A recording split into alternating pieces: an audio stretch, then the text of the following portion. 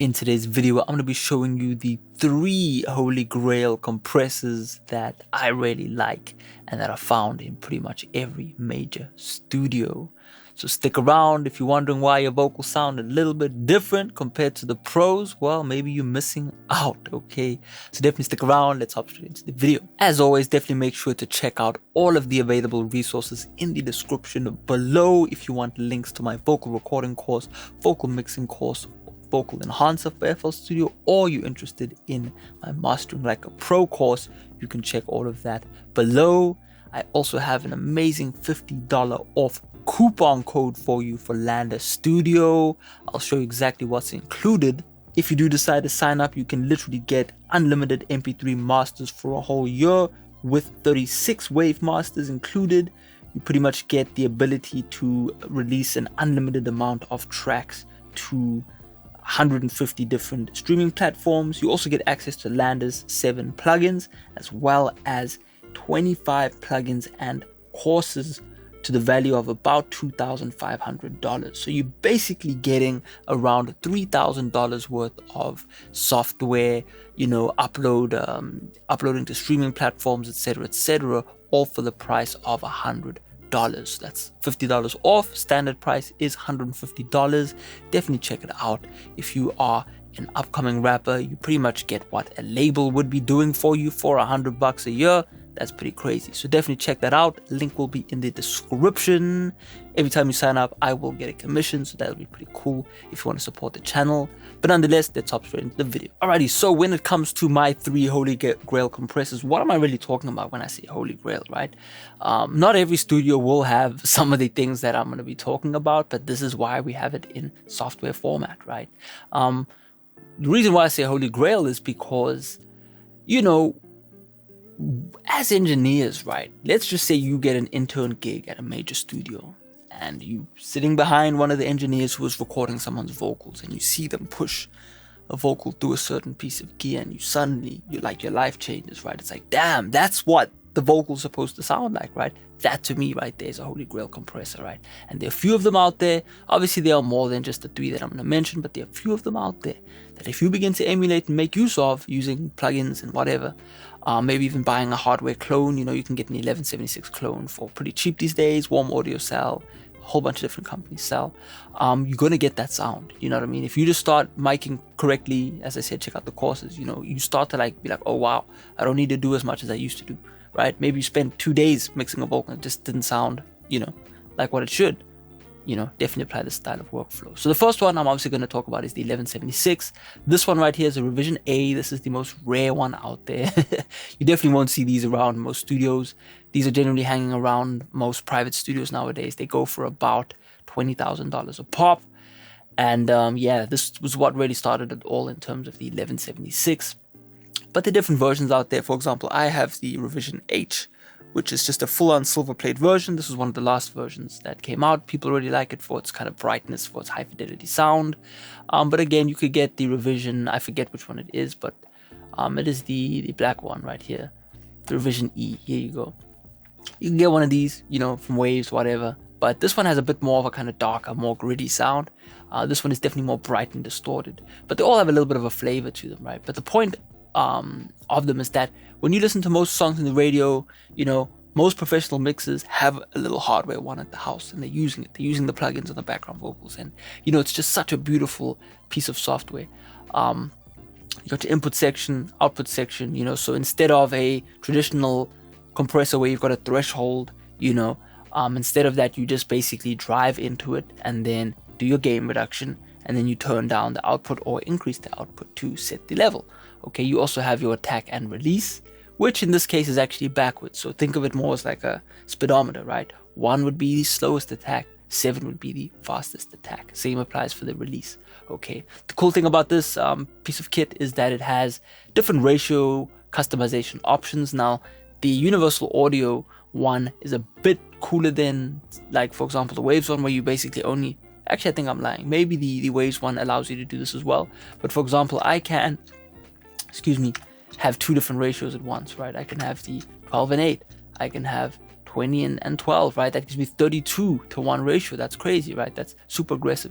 And you can see how with the UAD one, it actually emulates, you know, what happens to the needle, right? So even with my compressor right here, if I was to hold in the 8 and 2, the exact same thing happens. The needle actually pops the other way, okay? But the only thing that the plugin doesn't have that the hardware has is that I can actually enable different buttons, right? So for example, I could enable the 20 and the 4, whereas on the software you can't do that. So let me just do that with my voice.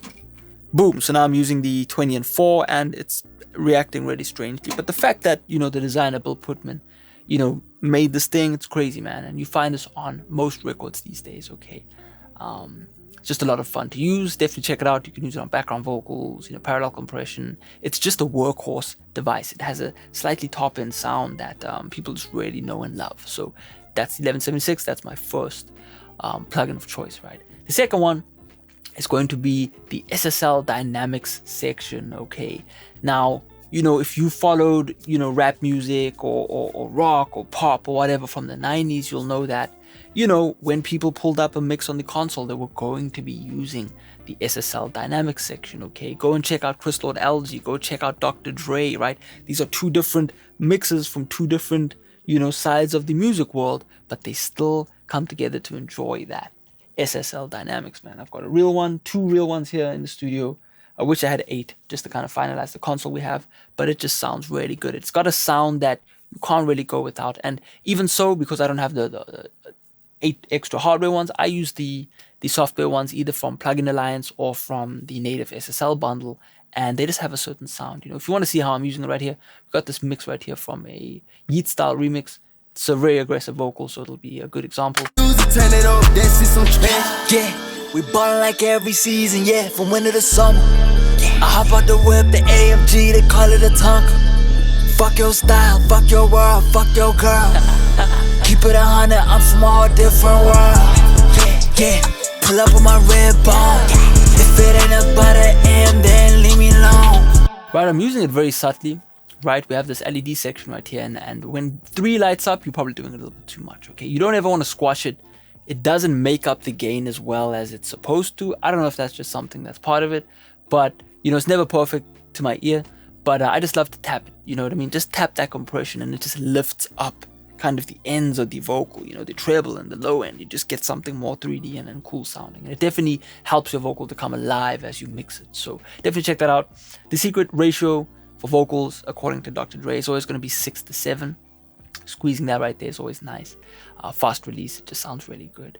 But yeah, you know, this is a compressor that has been used on, you know, drum kits, you know, vocals, anything. It's just an all-round crazy ass compressor. So that, to me, definitely in the Hall of Fame, right?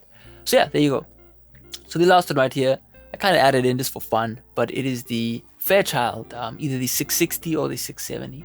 Now, these actual hardware units are so rare that you probably won't see one ever in your life, in real life, right? If you're lucky enough to live near a studio that has one, you'll know that that is like, you know, people will travel across state or across the world to just use a specific one because they each have a slightly different sound, okay? The Fairchild is basically a tube-based compressor limiter that was made for, I think it was made for classic mastering, but people just started to use it on everything. And till this day, if you are in a studio and there's a Fairchild, you will gravitate towards it and use it on vocals, right? Because why not, right? I actually started using this on rap vocals because of Young Guru. Young Guru is Jay-Z's mixer. I watched the old YouTube video of him back in the day. I think he'd mixed like New York State of Mind or whatever, and he'd used this on the vocals, I think, don't quote me. But basically, this is just an all-around amazing compressor. Again, you could use it just like the 1176. You can use it on background vocals. In this case, you can use it on your mix bus, you know, just kind of get a nice thing going on. And this just has a sound, man. I mean, the real one, I can imagine how that sounds, you know. You can actually go and check out Mix Analog. Mix Analog have a real one, I think. And yeah, you can use theirs. You can book a session online and then stream the audio towards their compressor. And it sounds really good, right? So, you know, again, this is just has a whole bunch of tubes in it. It's very simple to use. It's got time constants instead of a attack and release setting. These are predefined attack and release settings. So they actually alter, you know, the attack and release per setting, right? So there'll be different ones. I don't know the exact settings, but again, I just kind of gravitate to the ones I like. Generally, the further back ones are good for mastering, I think. I can't remember. But on vocals, this is just amazing, man. I mean, let's see how much we do. Yeah, we ballin' like every season, yeah, from winter to summer. I hop out the whip, the AMG, they call it a Tonka. Fuck your style, fuck your world, fuck your girl. Keep it 100, I'm from a whole different world. Yeah, pull up with my red bone. If it ain't about the AM, then leave me alone. Rockstar shit, still rock V-Long. Yeah, right there on that rock, right? By the AM, then leave me alone. Rockstar shit. Right, just listen to that difference. It sounds like it's kind of exploding, but it just tames that lower mid-range. Rockstar shit, still rock V. Right, that's too harsh, right? Rockstar shit, still rock V-Long. And there you go, it just sounds so rock and roll, man. You know what I mean? Right there, like the line, it's amazing. But yeah, those are pretty much my 3 Holy Grail compressors. Definitely, you know, comment below your favorite ones. You know, do you like the DBXs? Do you like, what else can we think of? I don't even know. There's so many out there, man. The Altex, that's a bit more unknown. But lots of stuff out there. Comment below your favorite one. Check out everything in the description. Definitely make sure to smash that like button if you enjoyed the video. And I'll check you out in the next one. Peace out.